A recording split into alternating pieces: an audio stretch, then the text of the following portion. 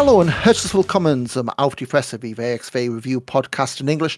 I'm in Hamilton on Cloud9, still joined by Mike Kilby. And Mike, you were over in Oberhausen last weekend. How was the 25th anniversary show? Yeah, it was a really sort of positive show. I really enjoyed it. Some really good matches, but all in all, it felt like a very nice sort of celebration of I say of 25 years, and it was in some parts quite dialed down, but at some parts also quite exciting. So yeah, really good weekend. Yeah, so obviously last weekend they did the double header in Borken and Oberhausen. Borken, I think, if it gets released on tape, it'll be probably New Year at this point. Big show, of course, with Turbine Hall. I think not quite capacity crowd, was 800 in there. As he says, fiercely looking back, it's actually well up on last year's anniversary show. 610 last year, 800 this year. So clearly business booming. And like I say, it was a show which felt like there's a lot of loose ends coming together just in time to end the year. And we spoke just now about the history. I guess there's nowhere else we can bring this up. Lovely little photo floating around. It was a Felix Kohlenberg posted on his Instagram earlier this week of obviously Felix and Tass hate, and the lesser spotted CMJ being first time in 5 years he's been spotted at a WXW show, at least for photographed. It was as I understand it, was the first time he'd sort of accepted the invitation because effectively there's always been a ticket on the door, to use a phrase, for him, and it's the first time he's been able to. Well, he has felt it right to accept it, which is.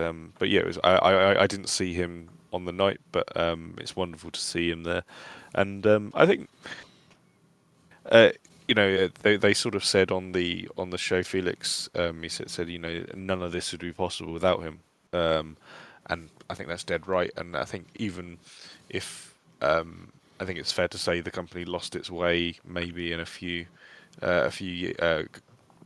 maybe over half a decade ago. If the company maybe lost its way a little bit post CMJ, I feel like it's at least I feel the philosophy's back to the thing that we anyway. And I think like you say, CMJ being there through that, I hope he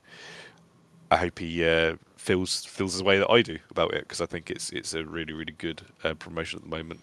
So lots of exciting thing, young wrestlers, and say the philosophy's back onto what we want, isn't it?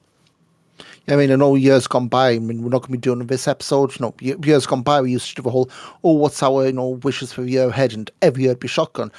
We've learned our lesson. It's been so long gone, like about Shotgun Bazaar, same name but different format. It was probably the closest we're ever going to get, at least the current philosophy.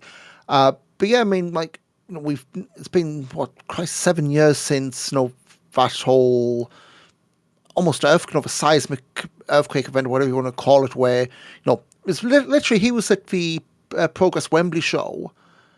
I know It because was I've announced on the Monday after Wembley. yeah, Yeah. literally the next day, because I bumped into him in the Americans call the concession stands, but you know what I mean, like the corridors, not where the crowds are at Wembley Arena, before that Progress show, and then it's like next day, all the announcements, because it was like Progress Wembley, and then the next weekend was Tag League. Yeah. And I remember at the time just going, what the hell? Because even them, they were very much saying, it's a massive change. Christian's gone.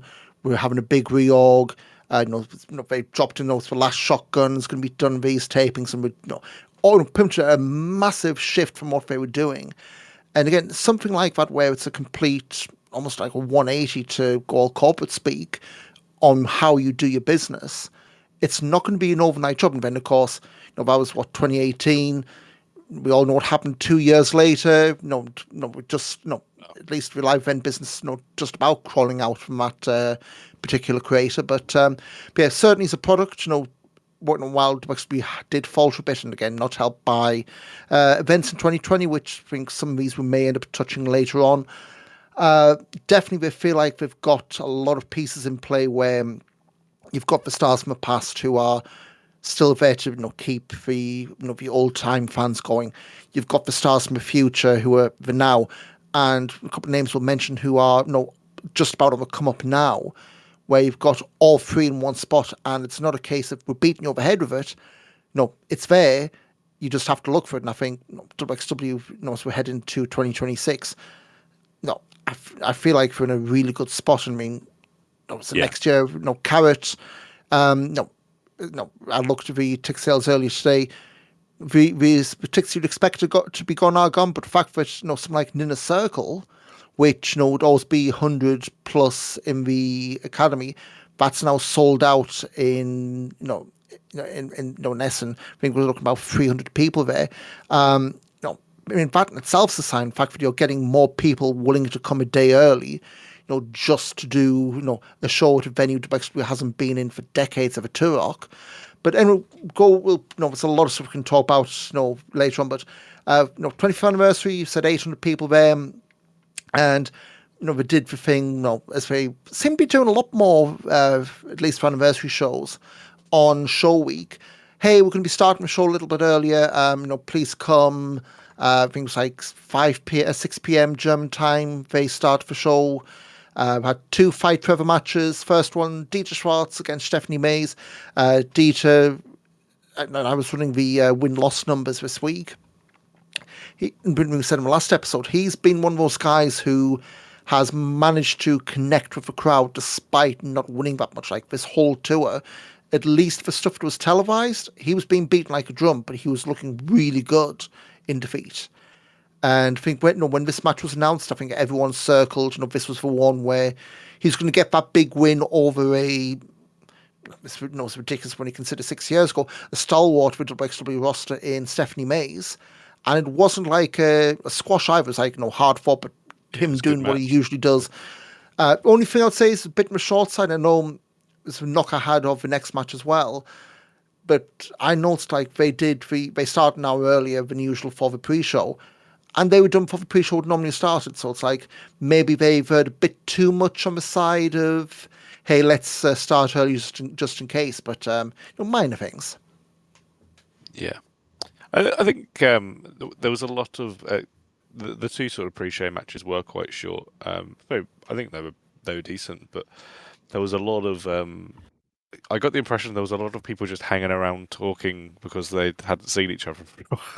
Yeah. That was a sort of vibe I got actually. A lot more than maybe it was at things like when you do the weekenders where it's all sort of business. There was a lot of that going on, so it's possibly why they did maybe err on the side of caution. But then there was also a few other things that were going on during the pre-show as well, so it's probably why it was a bit earlier. But it was good that everything had time to breathe. I felt, which was quite good. Yeah, you weren't in and out and oh crap. We've got you had time between especially the second one, but between the pre-show and the main show wasn't just bang bang bang bang bang. But you have second pre-show match, and of course they never announce what the pre-show matches are. It feels like, or at least these we didn't. 16 karat gold qualifier, Bobby Guns against Shigehiro Irie, and yeah, if you thought these pre-show matches were skippable, then I think this was definitely the hey, tune in early kind of a statement. But so this one was, obviously Bobby and Dewey, they've had on and off matches throughout the years. I think one of the first meetings, if not the first singles meeting, was in New York for the title. Yeah. Back when they did WrestleMania weekend stuff.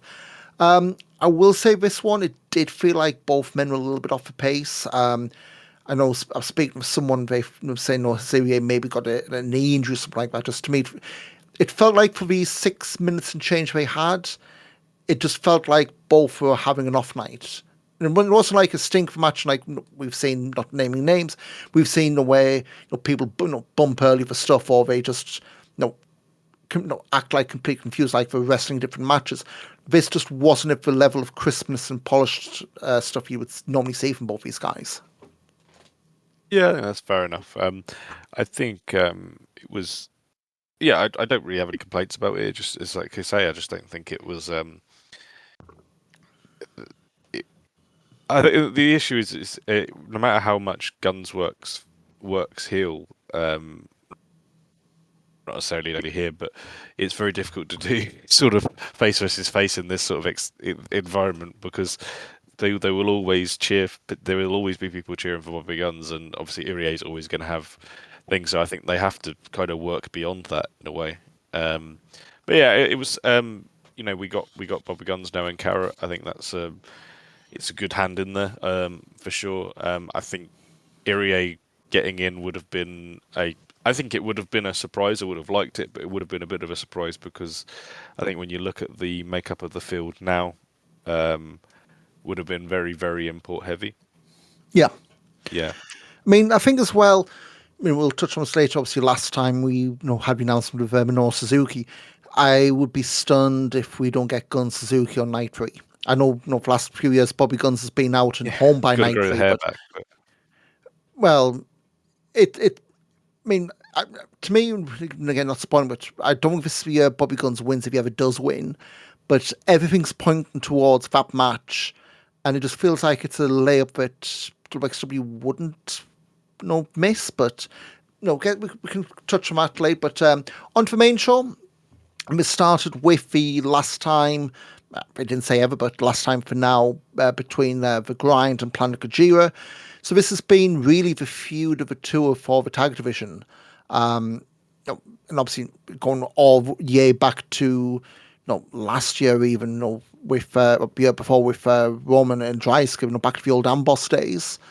God, I feel old saying the old Amboss days. That doesn't feel that long ago. But so of course throughout this, we've had the stuff where this isn't a nitpick, but it's like in the two you also had, or before the two you even had, Nick Shrive's Little Spike Dudley, which kind of played into the Bielefeld stuff where Nick wanted to do all the hardcore stuff again, and then he lost because of the plunge he'd brought out. He lost because Dreisker rolled him with a big handful of tights, and I did see they brought those tights out again. He was wearing the same tights of Ish. I was like, yeah, they're calling back to that, and they did. But yeah, I think a lot of this just point towards, look, you're doing this again, you're doing the one last time, you're going to get the title change because, how many times can you make the Grind look, I don't say piss weak, but how yeah, many times can you do the whole, we lose, we want another shot, we lost, you cheat, one another shot. So everything is pointing towards it being, this was their big moment. And, I dare say, Nick Shrine, it felt like a year ago we were saying, he's been losing so much, he needs that big breakout moment. And I think he got it here. First main roster title, shall I say. Much I want to say we don't have the Academy belt. It's not really acknowledged on the main roster these days. But Nick's first big title in WXW. It's fitting to end the year with. yeah. I think this is a good. Uh, it was a. So I have to admit, I did actually think Planet Kojira were going to retain here. I thought they sort of came out sort of all guns blazing, and I think they could have continued the Dreisker is smarter than everybody sort of storyline quite easily, and it would have I wouldn't have been offended if they had sort of gone to another sort of event, but no, I think this was this. I think you are right. It is the right time for them to maybe put the belt on the Grind. I think Nick is someone who I think has been worth investing in. I think not only as a promotion, but I think as a fan as well. And this is a sort of um, a good sort of start to the next level for him. I feel, isn't it? And again, like, no, you could have done the whole, well, Dreiser's smart enough, but then I feel when you do that, you do then have to kind of pull the trigger on, well, does the Grind split? I know they were laying those seeds, virtually from day one of them getting the branding, so to speak, of Roman being a little bit pissed off with Nick, not taking things seriously. I do think ultimately we do go back to that. Yeah, When they lose the belts, maybe have another back and forth, hot potato kind of run, and then you pull the trigger on that. Because if at the end of the day, Nick Schreier is a guy who I think they say a lot in. At a high level, maybe not, but certainly to when you get him out for tag division stuff, that's the way they do it. It's not a all being well, of course. You don't just go, well, the Grind, shake our hands, go separate ways. But yeah, I think the interesting thing again though is like with when Dreisker lost the unified heavyweight title, where do you go now? Because it's one of these seasons he's had the run with I want to say it's a seventh different tag partner. No, it's up there with Absolute Andy in terms of like the sheer different number of tag partners he's had. Um, let's see, Robert Dreisker, and thanks to Cage Match Race, he's held the tag titles in wXw with Walter, with Ilya, with Nero, with Anil, with Roman. So 7 reigns Icarus. with 6. Yeah. Uh, It was not Icarus and Roman, wasn't it? That's right.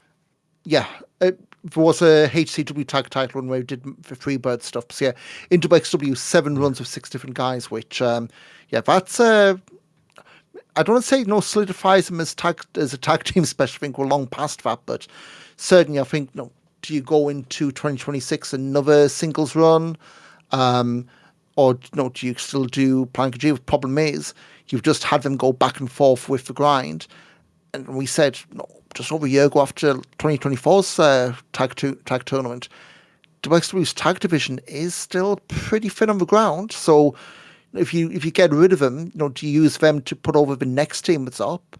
And we'll touch on some of those shortly. There are names in there, whether or not the names we think have got legs, we'll see. But yeah, I think 2026, with Dreisker, I would not be too surprised if we saw even a brief singles run. I mean, heck, it is carrot time again. But another feud we had dropping from the show was Jay Nero and Madison Marley. So again, this has been all too long. It's been Jay Nero back from injury, little bit aggrieved that Madison's been taking the spotlight from her. Would notice about a week early she had that Lodestone stuff with Bailey, along with Anita Vaughan and Sapphire Reed. And some I notes well from that Nero, she did that whole thing in Florida. I think it was ended on a Friday or Saturday. Sunday she was working GWF in Berlin. So there's commitment to you, like not saying this is any kind of backhand thing. One who did stay out over there, but not stay sunning yourself in Florida, but right back out and actually putting stuff to use, which is no good sign. But I think with this one, again, decent match again, and this is the old beat for dead horse thing. It's a division without a title, so it's like ye olde days of WXW where it wouldn't surprise me if next year they think about bringing that belt back. But you can have these feuds, but the problem is when it comes to the payoff, great, but then what? There's no next step to move to, and I think that's the whole thing with this is, they did say it was a shotgun belt for the natural next step, and that is something which is kind of locked up for now. But I mean, it's a story. I think it did work with Jay Neal, re-establishing herself, bullying Marley for most of the match. The finish I thought was a little close to the whole "are you faking an injury" thing. There was that spill onto the apron, and we had the referee checking on her. Oh, did she break her nose? Was she bleeding? Did she blow Aaliyah's spot later in the night? Thankfully not. It was just Nero pouncing for the twist of fate. Pretty straightforward win. Those clear cuts you're going to get. Jay Nero up top, and I think injury aside, expect big things out of her in 2026. Yeah. I think the finish for this, obviously, like the stoppage finish was quite good. I assumed it was a worked finish because I don't know. I haven't seen anything since, but yeah, I think I agree. I think this when they probably had their plans scuppered a bit, really, with Nero kind of being off for a little bit. Obviously, she missed out on the autumn festival, so I think it's one of them times actually. When we sometimes look at the storylines coming into the new year and it's a bit sort of thin on the ground, you think, well, at least you could possibly do something with Jay Nero quite easily. I mean, I would say again, this isn't no inside knowledge. This is Dunning Kruger in full effect. Just based on how they've been used and even mentioned since not since Person Grand Prix, it would not stun me if Neil was meant to have won Femme Fatale because it would it was a natural thing. We've had the story, this feud going into the end of the year, whereas neither Anita nor Sapphire they've been mentioned briefly. That's been about it. None of them been booked, and if they're back before Carrot, it'll be that. So at least in terms of, had she not got that injury, for F-Pro, that's not pointing blame, but had she not got that injury, the dotted line surely was win Femme Fatale, have this feud, and then we're back to and then what? But yeah, I think, the sky seems to be the limit for Jane New in 2026. Going back to the past briefly, so next we had the Shotgun title open challenge. And I think we said last episode, it's going to be Hector Invictus coming back. It's too obvious he's coming back. No, it's Jan Simmons. I think it's his first. So you had Shotgun at the top. It's his first surprise return since his surprise return during Shortcut. So. And I think, take that out. We hadn't seen him since anniversary show 2 years ago when Levaniel turned on him, and that whole thing got paid off. Oh wait, no, it didn't. So yeah, I think Jörn got over a few of anniversary shows at wXw. And they did set this up well. Like, they did have Jörn do the whole, explode at the bell. But I think it's one of those when, his, big, boots and clothesline press slam, what have you, didn't get the win in a minute. I think we kind of knew what the deal was. You weren't getting a shock title change. It was, Dennis Stolnig, going through his usual stuff, not in a derogatory way. He was having to really outlast Jörn here, but again, I think at this point, Jörn's pretty much the surprise opponent for WXW these days, rather than the sustained appearance getter, shall we say. Yeah, that's fair. That's fair enough.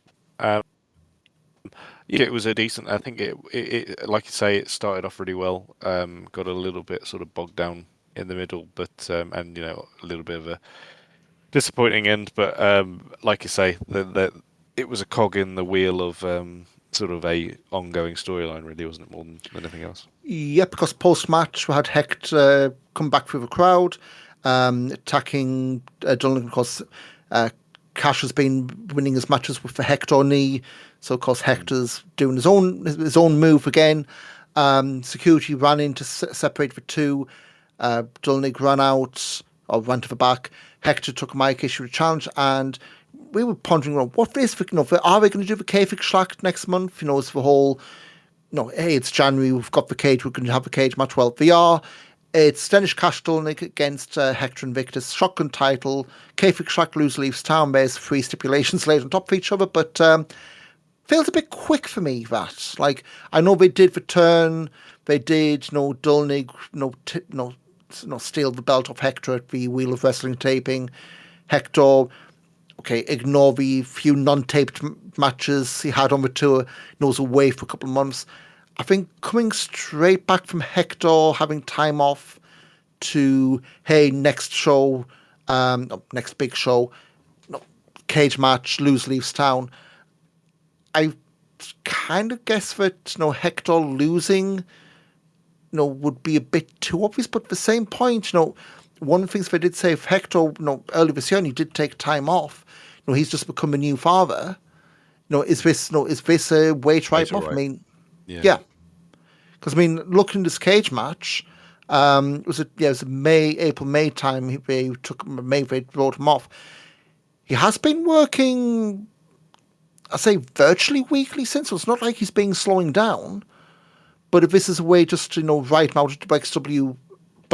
for now, keep keep close to home. It's one of those things where you could certainly see it. It's not like WXW is the only place he's working.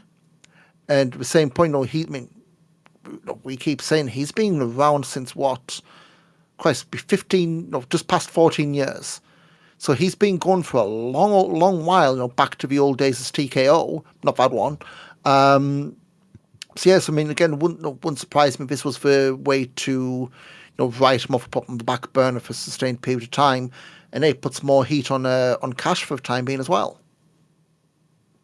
Yeah, and I think if it given sort of if this is Hector's sort of last match in WXW for a while, it gives him a sort of a big final sort of ending to the run, doesn't it? Being in the Kayfik Schlacht.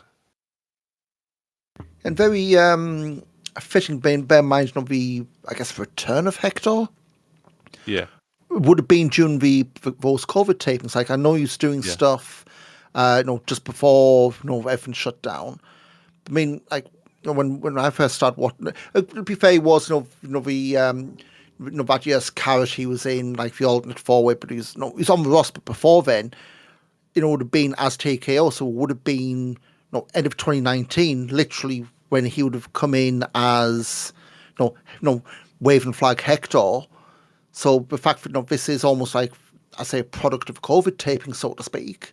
5 years is a good run. 5, 6 years even be a good run. So hopefully it doesn't end up that way, but certainly all things do seem to be pointing that way.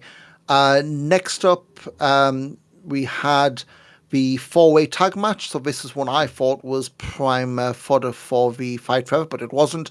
10 out of 10 next level, that's Alex Duke and Alexander Bellamy. The hype dogs of Kuro and Mecha, KXS, Tisha and Mudo, Metahan and Rambo, no team name here, even though they did get one, they just didn't stick with it.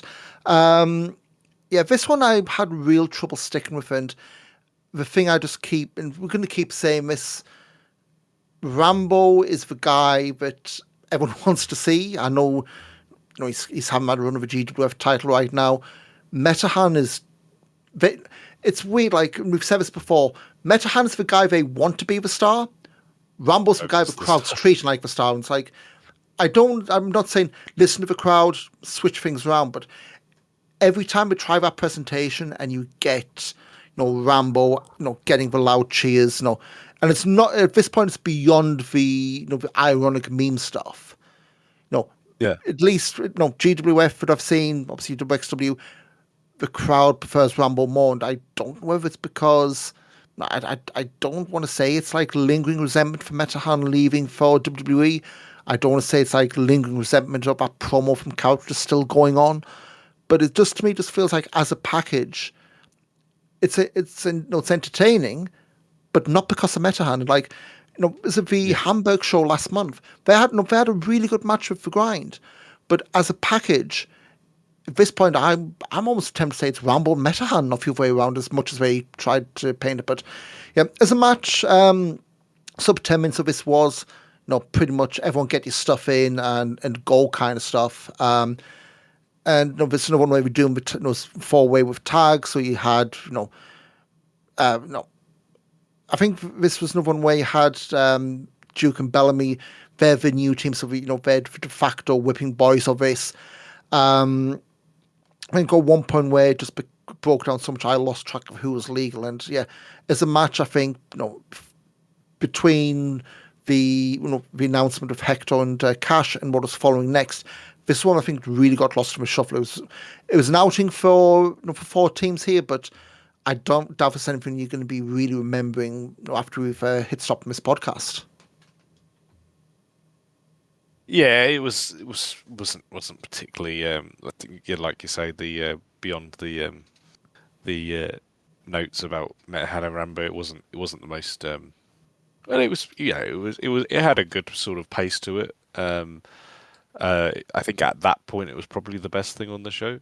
Well, apart from that, well, it's one of the better things at that point. But yeah, like you say, it's everybody's sort of waiting for the second half, I feel.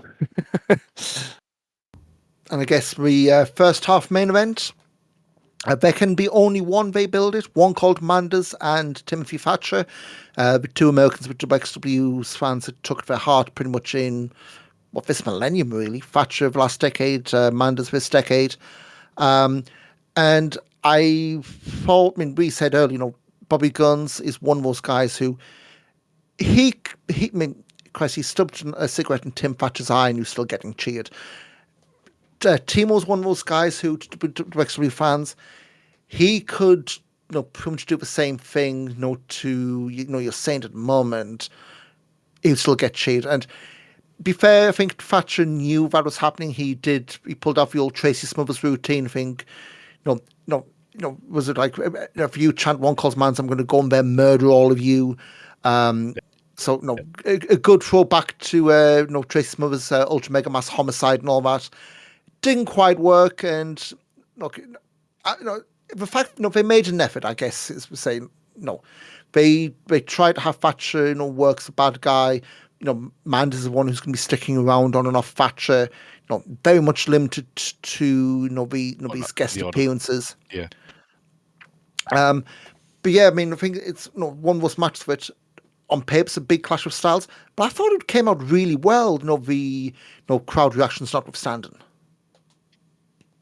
Yeah, I think it was good. It started like hot. Loved it. Loved the sort of the beginning of it. And to say it just all in all, I think it was just a very very well worked match. I think I don't think it's going to think there's going to be sort of trouble in sort of any notebooks towards the end of the year when we were looking back. But ultimately, that's not the point. I think the point is to say it is a celebration of two of the great sort of wrestlers that WXW has had. So I think with that in mind, I think it did exactly what it needed to do, really, for me. Yeah. And post match, Thatcher tried to go out for the crowd again. Mandas made sure he quote unquote got his flowers. I think we had this, was it the pre COVID carrot, where Thatcher had to send off, and it's that awkward thing where had everyone out on the stage, and he just did a runner through the crowd through the side exit to the locker room, not out the building, obviously. But I think it was one of those where I think certainly this felt like the final last time we were going to get Tim Thatcher into WXW. Certainly, you weren't going to be getting. No, he's not going to be on the next two in Borg or anywhere like that. That's for sure. But I think with Tim Thatcher, obviously his in-ring career is, I wouldn't say slowing down, because I'm seeing a lot of his face on posters for indie stuff, but certainly like it's slowing down. As he gets more embedded with whatever the hell WID's turning into. It's not going to be appearances outside of the US. Like I'm looking at this cage match now, so like Mandas with WXW's West Coast Pro, Wrestling Open Beyond, they're one of the same. WFA, ID showcase. So it's a lot of the same stuff against people who are mostly under WWE contracts. That being said, I'm just seeing now this one match for New Memphis against Tim Bosby. I probably should go back and look. That looks like won't be right up my alley from this past summer. But I think if this isn't Timo's final match in WXW, it's definitely his last one for a lot longer than the break we had, a year plus this time around. Yeah, for sure. I think like I was saying, he doesn't hang around to accept the he doesn't hang around to accept the sort of plaudits. I think even when he had his goodbye back in 2020, he kind of didn't really do that.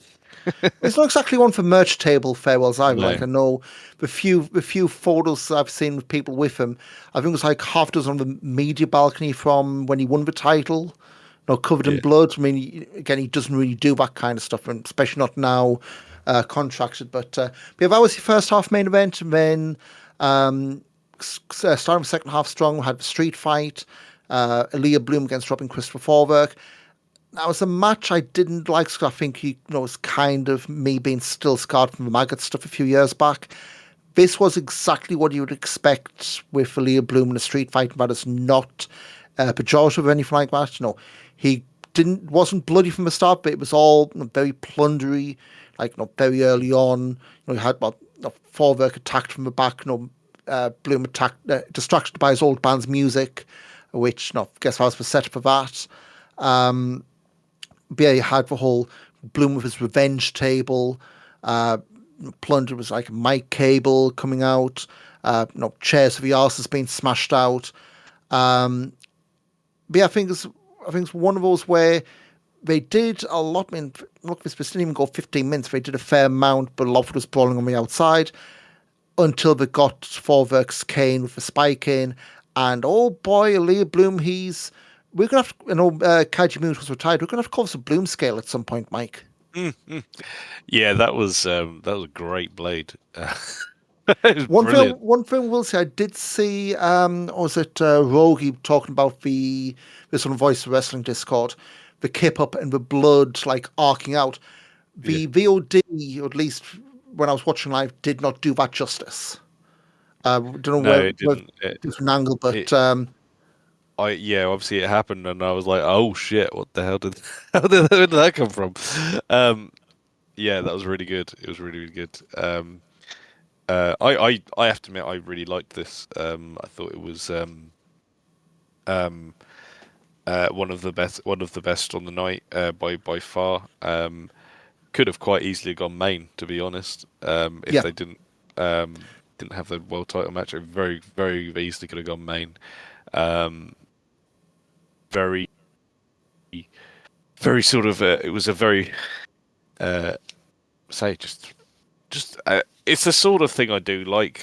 As I say, maybe it's all the years of watching Rev Pro main events when I sort of see something like this where it's non a really good performance from a non wrestler, but a superb sort of performance from the wrestler.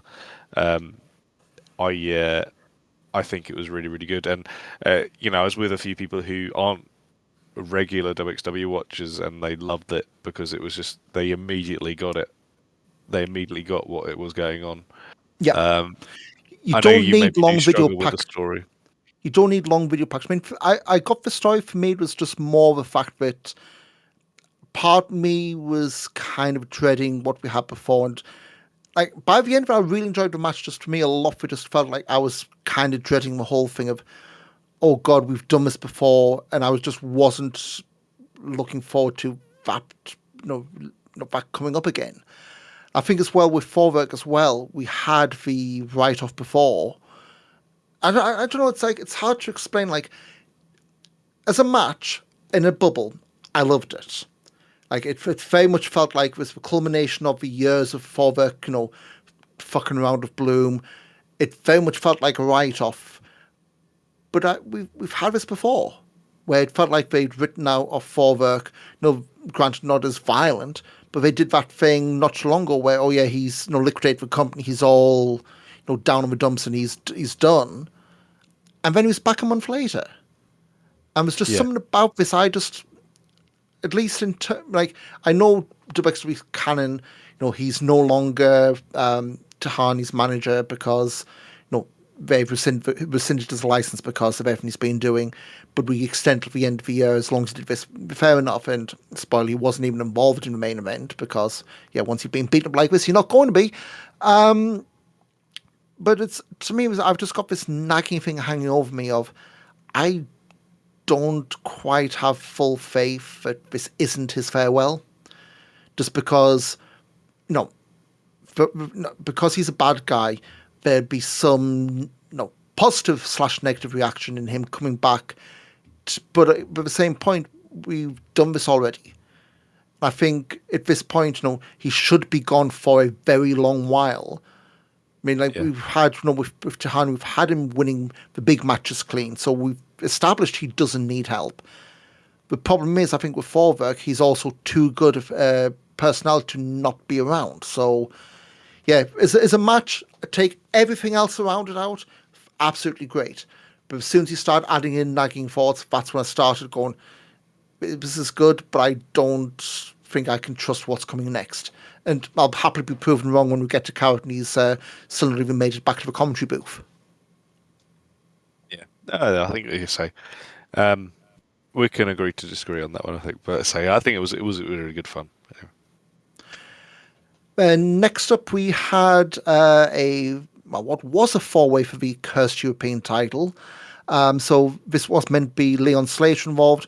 They announced during the week after Rev Pro kind of gave the game up that Leon was going to be in the States. He was on the Saturday night's main event the later that night. We didn't get another name because I guess AJ had a lot of Europeans who would have been involved. So this ended up being Ricky Sosa, Zoltan, and Joseph Fenech Jr. Freeway for this, and I think it's another one I think we might agree to disagree with. I wasn't too keen on the Sosa Sultan match from Extreme Wrestling Party, Yeah, just because both their experience levels just didn't feel like it was up to it. And again, that was thrown out to establish them rather than, hey, he's two really polished guys, going to knock your socks off. Them and Fennec, when Fennec was not involved in the match, it felt to me like it was back to where it was at Extreme Wrestling Party, where the stuff we're doing was good, but it lacked a lot of polish. When Fenix was involved, it picked up a bit. But to me, I just felt like it was one of those matches where, at least this time around, and we've had a few goals with the European belt which haven't gone well, and obviously the Mike DeVecchio run, which kind of ended with with injury and just pulling the rug, and that's it. Obviously, what just happened with Marius. So now I guess the new train of thought is, well, let's use this to establish the hot new talent in Europe. And I've seen sources already on the WWE radar. He's getting a ID title shot with it's Cappuccino Jones when he's over next month. So if this has been used to spotlight the new European talent, great. But I think, at least from what I've seen with Source from WXW, there is a lot to be done. It's not he's awful. It's just, to me, it just needs a lot of ring time, a lot of stuff just to get over what he's capable of. And as champion, I think it's going to be one of these where the belt's going to make the man, so to speak. Yeah, I thought this was I think we do differ a little bit on it. I thought this match was bloody brilliant. I thought it was very reminiscent of the sort of lucha six man sort of matches, and I think there's a variation of these two or three people in the lucha six man on over Carrot Weekend. I think they're definitely going to be valuable members. I think definitely got to have Zoltan in there anyway. But yeah, I thought this was for me. This was the match of the night. There was just a lot of intensity, sort of from the get go, really, and I think an unexpected winner. However, as it grew, I think myself included, it was very much it would be bloody good if Sosa won here, because he won me over during the match, and I think that for me that is the victory, the thing which really pushes it over into sort of the great matches of the year sort of territory in WXW. So I think with that I definitely have it as my match of the night, and say one of the better matches of the year for me, at least in WXW. I did note that Sosa turned 21 the day after winning the belt, which maybe it's for me just being a grumpy old fuck. But I mean, what I would say is, like, for someone who only debuted with the company in September, he's clearly won over folks. Then, like, for me, I'm not at that point. I was just something about that match just didn't land for me. I'll go back and watch, and hopefully it'll click, and hopefully as champion have a load of singles matches, because again, for me, that's the whole kind of thing. I'm very much fatigued when it comes to multi-mans. There is also a thing to say. I had live bias, so yeah. I mean, it wasn't like I'm sitting here going, "Oh, I hate this match. I want it to be over." I mean, I went 3 stars on it, and it wasn't like absolute drizzling shits. It just, for me, it just didn't land. I think at that point it was a long show, and also when it came to me, I just didn't think that as a match, it just didn't land with me. And sometimes I get matches I watch live, it doesn't land, and then I'll watch them weeks later. It's like, oh yeah, if I was great, I'll see what we're going for. So, but again, we'll see where it goes with that. And I think saying about having some of these guys in the Carrot Lucha tag, maybe 2 of them have got a good shot of being there, but we'll get onto that after we finish the show review. Because, of course, main event, Peter Tihanyi defending the Unified World Wrestling title against Ahura. I thought this one was really good, but then it did the thing that a lot of indie wrestling seems to be guilty of doing these days, just going too long. Like, I think there was a part of the end where it just felt like, I am, generalizing, it did feel like it was, a lot of Tihanyi going for trying with slingshot cutters, who had gone for live. It's like, at that point, it just felt like, okay, am I in a video game loop where it's just them trying the same move until one of them's finally done? And I think that's where, certainly when it comes to Tihanyi, not having, as a babyface, he, wouldn't need to establish this, not having the, like, it was Walter back in the day, he had the big splash off the top was his ultra mega death kill move. Yeah. And I think both these guys not having that main event, this is it, if I hit this, you ain't kicking out of it, kind of, hurt me, and especially when you were looping a bit. The other thing, I didn't quite have Peter Tihanyi down as Europe's answer to Tony Atlas with the foot fetch stuff. Went after Manda's boot, then he went after who was like, held on by tape, what's left of the boots. I did like for mine in the looping at the end though, the slingshot going into Dragon Screw. I think that was a nice little twist, but I think both these guys could do with having like that, as the kids say, the S tier finisher.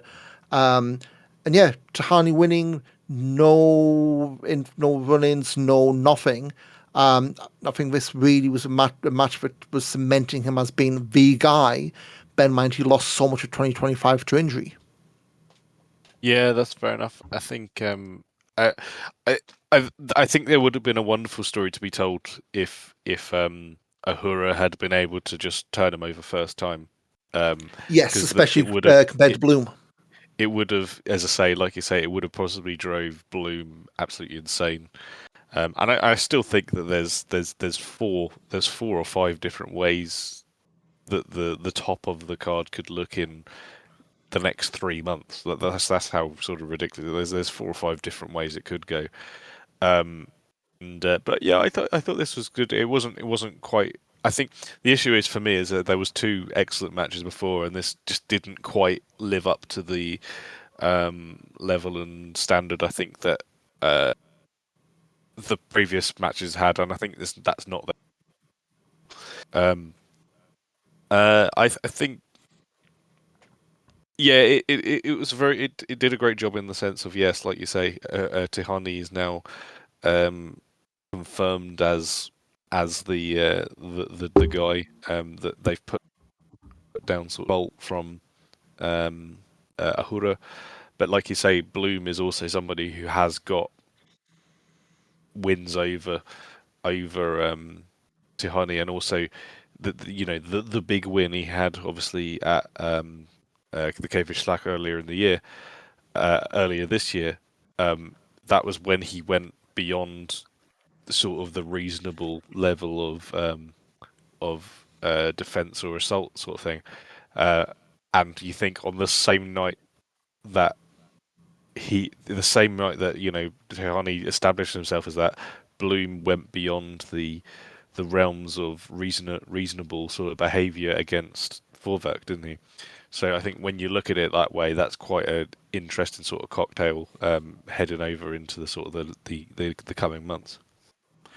I think as well, like, you know, as we record Miss V, Shotgun Vlog is out, and I strongly suspect there will be something there to join these dots. So the ongoing story is that Bloom can't ever face Tihanyi because he's a danger, and obviously very laid the groundwork to rescind all that. With what led to Fohrwerk being effectively being shit canned in storyline, so to speak. Yeah, I think right now, if they don't do that, you don't really have a next obvious challenge for Tihanyi. Like, who's gone, I mean, after the match, he did a promo which was cut off on the live feed, basically saying he's going to enter himself into Carrot, but it's on the proviso that if he doesn't win it, whoever beats him is retiring him, which one that is a bit bold because that's death or glory kind of thing, but also kind of killed my prediction of Lee Bloom winning Carrot next year, stone dead. So again, that kind of tells you, you need two things here. One, who's getting the big title match over the Carrot weekend, because that championship Saturday is always a big spotlight. But then also, you can't exactly go 3 months without Tihanyi having any kind of big title matches. So I think if it is Bloom, I don't know if it's going to be a bit much doing, even if they start like non-title, it back to the roots, and then do the big match at Carrot. That obviously could work. Yeah, I think with who are doing Carrot, I mean, he was semi-final last year before last, and obviously losing finalist this year. It's certainly it was like the Irie thing, went out in the quarters, then the semis, then won it. Yeah, I don't know if that's maybe telegraphing too much, but obviously we've seen Ahura retire and come back, so who knows? Maybe it's the kind of thing where they're setting us all up to expect he's going to win, and then he goes out in the first round or something daft like that. Yeah, I hope that isn't the case. No, absolutely not. I mean, No. we've had this before for someone we shall not name, but know, putting all the eggs in the carrot basket, and then night one being such a deflating mess when they lost in the opening night's main event. But yeah, I mean, certainly it's interesting where they could go. The fact that, as we sit here, there's no obvious where we're going to go, or even no hints of where we're going. I mean, the only thing that I would say right now, as we said just earlier about, Tihanyi's on his own, Fohrwerk, kayfabe wise, doesn't have the right to be his manager. Also, should be selling the beating he got from Blum. So that means that theoretically, Tihanyi is a little bit weakened. On his own. Yeah. Yeah. And then you've got the whole question mark. Well, Neil Marek, has he come back? And know there's a shout out to him in the Blue match, the double arm DDT stuff. Calling back to Blum and Marek's friendship. But again, Marek nowhere to be seen. I know the suspicion that was him done. But yeah, certainly, as we said at the top of the show, you've got names up and down here who, now, Tihanyi's the guy who's established himself, and now we've got Blum, who's, I'd say, almost there. Who, with the fans, a similar spot, but if Tihanyi's one, who's 1A, Blum's 1B. It's like that's how couldn't get a paper between them. Now, I wouldn't say it's like a big gap between 1A, B, and C, and then who's number two. But certainly you've got a lot of people who are in places, but also a lot of place for them to go. It's not like, well, the grinder tag team champions, but if needs must, you couldn't see like Roman wouldn't be a credible challenger, if you know what I mean. It's not like if they needed, I don't know, dead end. Hey, we need a challenge of a month. Well, Roman, okay, as a tag champion, maybe not be the best way to go, but Dreisker, Bobby, although he's in carrots, so that might be a bit daft. But you've got a slew of names where it's not everyone's at a level, they're only ever going to be at that level, and if you did, I don't know, Dennis Dolnig, if he's assuming he survives Hector, him being a title, heavyweight title challenger, okay, might be a bit, maybe not quite as time, but certainly wouldn't be like 2 years ago where he was, the goofy tag guy. In that spot, be like, oh, he's comedy relief, he'll end up losing, but it'd be a decent match. So I think, wXw was said in a really good spot. Obviously with Sosa and Zoltan as well. Their names they are certainly looking to polish for the future. And I mean, you go through, I know we didn't really cover that much from the rest of the anniversary tour, but like there are other names they are looking at. Like, just scrolling through, you're looking at like obviously M4, one of your own guys. He's just come back after doing absolutely nothing since he got his first main roster win. Obviously Dieter Schwartz, I think, is another one they're looking at. Really pushing on the new year. I think again one we didn't mention. I don't think this was it was posted, but we didn't cover. But it was a Kemper from Yorkshire did the Borken show. Yeah. No, so not Borken. Bad Sacking. The hired gun, wasn't it? Yeah, Bad Sacking. He was like the hired gun. And I thought that was interesting that wXw gave him a look for any of the quote unquote big British promotions, which I don't know if that was just he's free, he wants to work. But certain fact that they're showing they're not exactly against looking at names in the UK. You just need to avoid getting names which are booked all over the place because as you're seeing now, promotions in the UK is starting to ramp up even more, and you don't exactly want to be in a bidding wars, maybe not for quite the right word, but you don't want to be in a position where you want to do something for someone, then all of a sudden, hey, Progress or Rev Pro have got them booked for 5 dates, and now you're having to slam the brakes on. So we'll see, but things are looking very, very bright going into 2026. And this is where we would go for the shotgun vlog, but as it stands, it hasn't gone up, so we only know one match. Sorry, we know 2 matches that have been announced for the next few shows. But But I had a quick look through the like the records this year. I'm not going to go through. He got this many wins lost, but very interesting. Just as like a big picture thing. Like obviously, people get pushed, they get slotted and what have you. But it's very interesting to see who's like consistently being seen as a guy that actually wants to push.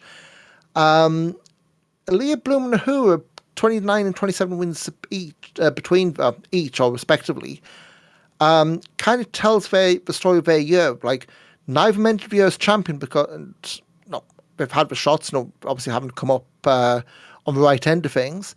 But the fact that the two of them are at the top of that league table, says a lot. Actually, we're not using them as guys to win when they're in title feud and then push them down until it's their time again.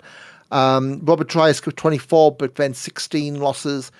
Kind of tells you he was happy to look at the lights and make others look at the lights as well, so to speak. There's a lot of guys. I mean, like 15 I looked at who had more than 10 wins this year. And when you look at the names, the most surprising one is Norman Harris. Like, how the fuck's he gotten 10 wins this year? Like, it doesn't feel like he's on that much. Lots of, but he's done a lot of the smaller shows, hasn't he? So True. As far as losses, the big lose of the year, hate that word, but it is what it is. Nick Schreier's the Wolverhampton Wanderers for 2025. 20 losses, but he did end up with 15 wins and a big one at the end of the year. So, no, it's not how much you win, it's where you win, I guess. Axeman, another one, high up in the losing streaks. DJ Schwartz, of course, let's say he was beaten like a drum most of his time in the roster so far. And a few interesting names in terms of like the non-win records. Roadkills, Aaron and Con Kelly, 10 losses, 9 losses, retrospectively, without a win. Raycar, Norton 5. And then a lot of guys who were in for like one show weekend who didn't win. So Yuya Aoki, Lucille Lee, Lil Mars, Griffin McCoy. Surprisingly, again, admit the guys who were there for a weekend or so, only one name who had the longest winning run, 7-0 Mike D before he swanned off to NXT, which was yeah. But again, he was another one of those where I'd suspect he came in, had the belt, quote unquote, with Levaniel stealing it. You would have expected, had he not had the injury over time after rehab, that might have been a much different number, but alas, we'll never see. But it was always interesting to see like who they look at in terms of a long run. Like, again, just jumping out, you'll see a load of names who have won a few but lost a lot more. Like Greedy Souls, Brendan White, 8 wins, and his only loss was dropping the belts. Danny Jones would have been a similar spot had he not been in Ambition over Coward Weekend. Looking like Zoltan, 3 wins, 13 losses. M4, 3 wins, 10 losses. But again, I think M4 had a lot of time not around. So it'd be interesting to see, which of these names go from being beaten like a drum to, getting a lot more wins next year. But a couple of news bits, say, in lieu of Shotgun Vlog, and I'm going to have to mention this somewhere, I guess. So literally, a day or two after the anniversary show? Which is following day, yeah. Yeah. I guess the best way to summarize this is that it looks like the French wrestling scene's going through their version of speaking out. Just nowhere near as public as it does, say, the British and I guess American version did back 5.5 years ago. So I guess I hate to use the term pre-show, but I guess the thing that set this all off, Abok, who I think has worked with wXw briefly in the past. He tweeted some stuff which was Islamophobic, I think it was. And I think it's one of those things where a lot of people who worked with him said enough.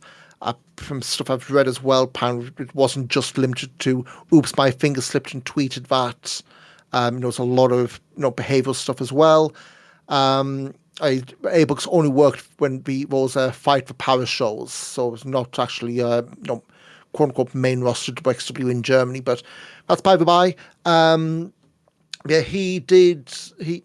That came out. Promotions across France basically cancelled him straight away. Just basically, he's not welcome at shows. We aren't going to use him anymore. And I think it's around that time there's a email address set up, basically saying, if you've got any evidence or any allegations you want to make about other people in the French scene, come forward. We need to clean up our locker rooms. And like I say, day or two after anniversary show, first was Joseph Fennick Jr. and released a statement, saying that he deemed them, what was it, historical allegations he thought had been resolved have emerged, and he's been told by promotions, but he's not going to use them, or they're not going to use him, so he's going to take time off while these all been resolved. Since then, he's deactivated his social media, so if you want to read into that, have at it. Then the next day, referee Alex Schneider, which nothing caught people off guard, he came out saying pretty much the same thing, that allegations being made, he's refuting them. But then you had the likes of Reeks, BZW, APC, same thing, saying we're not using these guys going forward.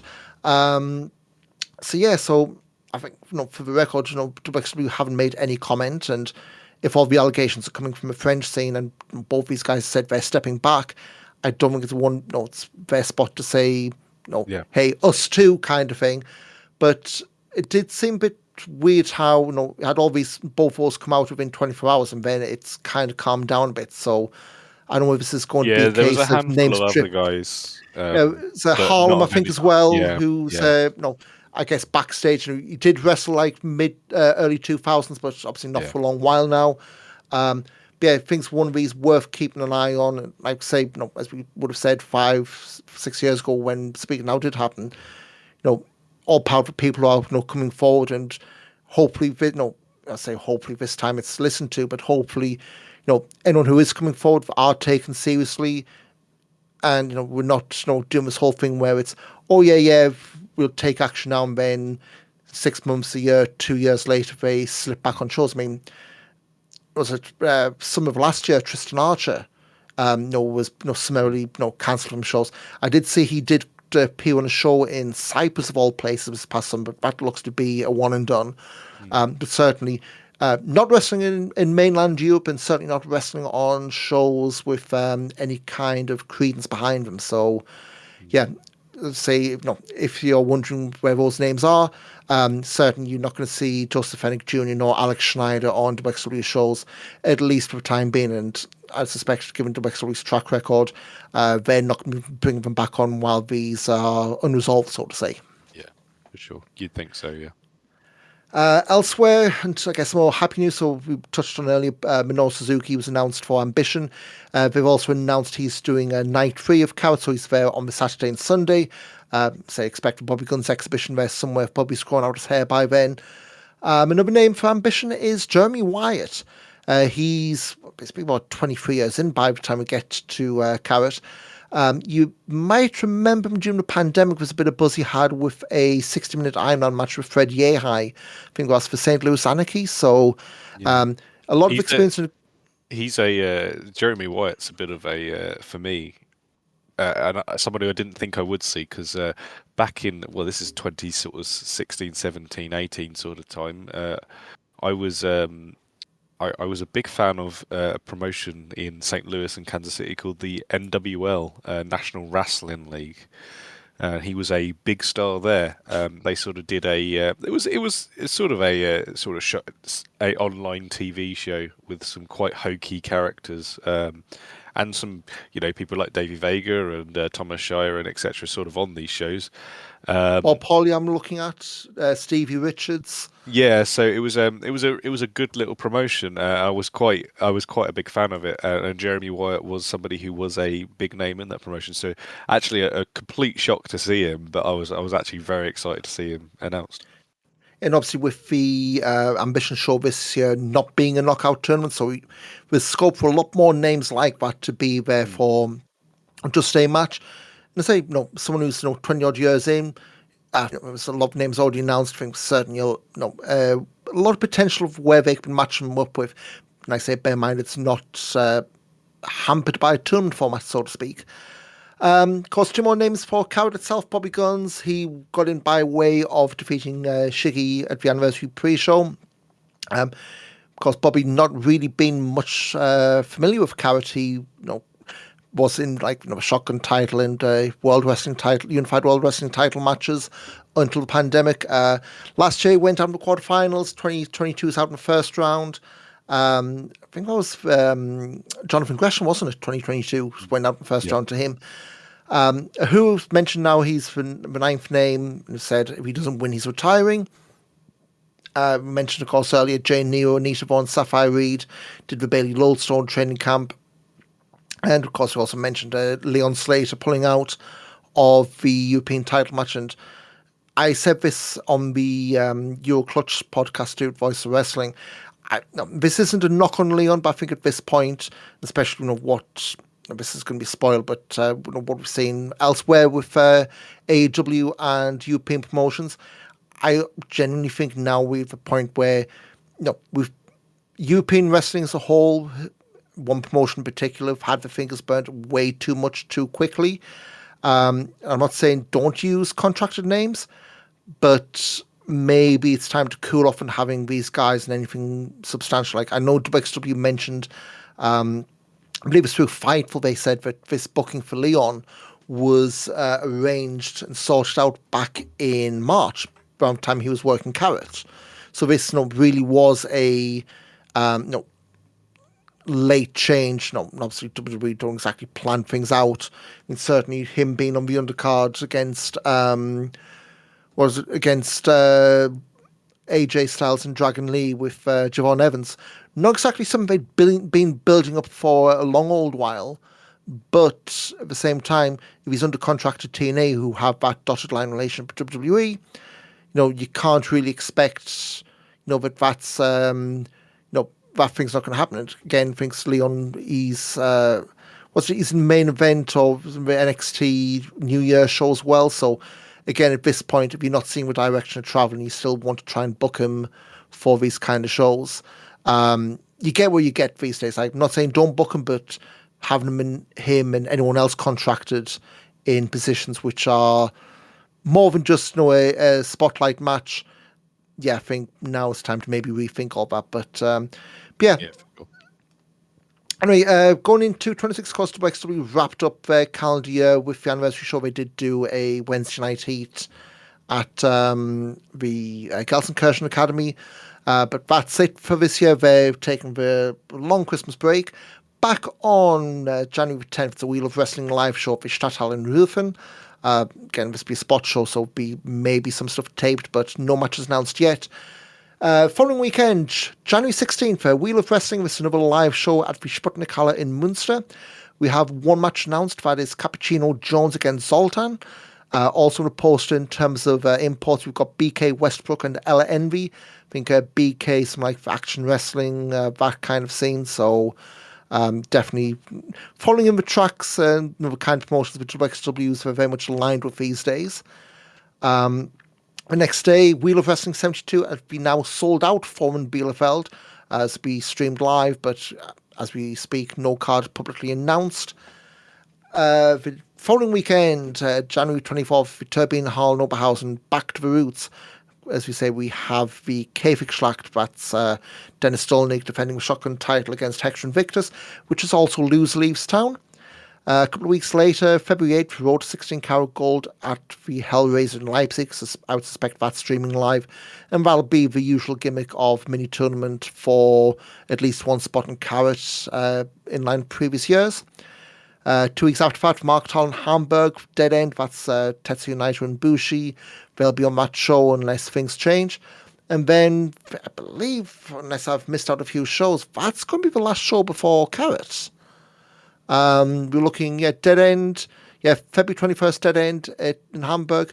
Then March 5th at the Turok in Essen, sold out for Inner Circle Homecoming. Then Carat. So, we say this every year, Mike, but half a dozen shows before Carat. My God, it's racing up quickly again. Yeah, exactly. And obviously this year it's not going to feel so long because obviously I've just come back. So I've just gone back. So yeah, but You'll be jet lagged by then. a couple of the marquee events, which is good. And then hopefully the other shows are recorded at least, or there's elements which are streamed, or that'll be great. So yeah, really exciting time. Looking forward to the lineup for Carrot looks just a little bit mad, which is great fun. I like it when it's a bit crazy. Yes, So I mean, yeah, so far we've got Yamato, Chihiro Hashimoto, Ares, Titus Alexander, Eric Stevens, Naito, Bushi, Bobby Guns, Ahura. They're all in Coward itself. Of course, Minoru Suzuki, he's in for Ambition and Night 3. And yes, I am scrolling down the wXw I was gonna event say page. you're doing that from memory. That's insane. No, my memory's absolutely shot these days. Spiderfly against Toxin for the Independent Wrestling Summit. There's also got West Coast Pro and Fury All Women Pro Wrestling. Of course, Ambition, Suzuki, Sasa Keel, Kev Lloyd, A Game, Joseph Alexander, Henry Faust, and Jeremy Wyatt. That is, yeah, and we would expect as well for Carrot as well. I mean, we've got 9 names. We'd expect a few more be announced over Christmas, as they always seem to do. It takes about 12, I'd suspect. Maybe one more announced back to roots, and then the mini tournament, which, yeah, that'll be a nice way to wrap up. And yeah, suppose it's kind of thing, get through Christmas and full steam ahead to early March. Exactly. Yeah, as I say, it'll be there before we know it. I mean, I actually so I as always we're less than 80 days, which is quite Christ. yeah. So because I did actually look it up the other day because I was just like, oh, I wonder how long it is. I was like, oh, it's literally about 2.5 months. So crazy stuff. But yeah, really good. Yeah. So I think all in all, anniversary was a real success. It was nice to sort of go outside of the sort of the festival environment. Got to go around the Christmas markets, which was a good laugh. Yeah, so you saw Had to, Sting's German catchphrase. it's show time, yeah. Yeah, no. So it was a really good fun time. And I would it was just a sheer luck this year that it was early enough that it wasn't going to come up because the last couple of years, last few years, it's been sort of the weekend of Christmas, and it's like, yeah, you can't be doing that. But Yeah, I yeah, think so no, a real next. delight, as they say. I think next year, just looking way It's further like the ahead, 21st or something, isn't it? 19th. So again, you can Yeah. maybe make a case for going week before Christmas. But yeah, so I think for Carrot, I looked earlier, you're looking at, if you haven't booked and you're looking at going, one for whole festival stuff, row 4, 5 and all the standings, they're still available. But front row, VIP, they're all gone. So yeah, if you're looking to go, I say, I think over Christmas they announced more names. That'll be when people started using whatever Christmas money to book up. That'll be happening. But yeah, certainly Carrot. We've had the last big show of the year. Everyone's focus will be turning to Carrot, and yeah, if you're looking to go, I'd say go obviously now in a circle, long since sold out. So if you want to book to go on come the Friday. One less day you'd be hanging around, but certainly I've seen as well as a lot of first times again looking at heading over. So yeah, we're slowly getting back to the old days, Mike. Yeah, exactly. He Yeah, says in his rocking chair for a hot cup of cocoa on the side. oh, it's a lot more lovely, and well, I'm going to say this, and you're probably going to think it's a lot more lovely in your 30s. So these weekends, Well, I'm a long way past that, I'm afraid, but you're past that now, obviously. But yeah, past it as well. But anyway, if you listen to us for the first time, got a long old back catalogue up on YouTube, Spotify, Apple Podcasts, every other podcast app you can find. But Mike, where can we find you over the holidays? you Hopefully can online find and not me. stalking you in the front door. You can come. You can try if you want. You can find me on everything at Mike Kilby. MikeKilby. That's Instagram. Instagram, Twitter, Blue Sky, all of them. I'm on all of them. Just, just follow me. It's fine. You can find me at Ian Wrestling, Instagram, Twitter. I'm going to be making a bit of a New Year's resolution to make a bit more use of the Instagram. I know the wrestling photo stuff really fallen off, but spreading wings a bit more since next year maybe a bit busier for me than I'd expect. But thanks so much for listening. And I guess if you've seen the show title, why the hell am I talking about Gunther and Walter? It's a little bit of red and white, but I'm sure you'll have found out. But anyway, thanks again for listening. Have a great Christmas and a Happy New Year, and we will see you, I guess, in early 2026, where I guess Mike will do a quick recap of the year and best matches and stuff like that since we're doing this. But thanks for listening, everyone, and we'll see you in the new year. Cheers. Cheers.